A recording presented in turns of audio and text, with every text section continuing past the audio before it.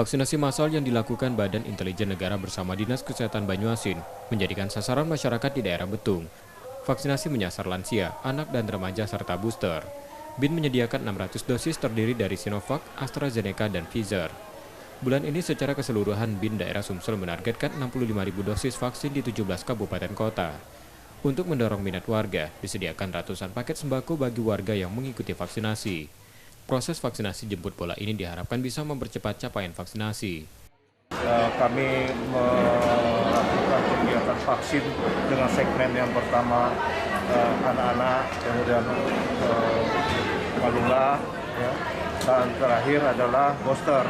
Vaksin yang kami gunakan ada 3, yang pertama AstraZeneca, yang kedua Pfizer, yang ketiga Sinovac. Hari ini kami melaksanakan sekitar kurang lebih 600, namun secara keseluruhan bulan ini Bindal Sumatera Selatan melaksanakan 65.000 vaksin tersebar di 17 kabupaten kota.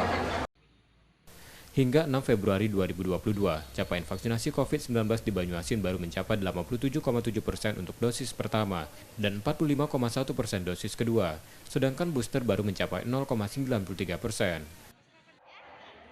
Rizky Nurmizan, Kompas TV, Banyuasin, Sumatera Selatan.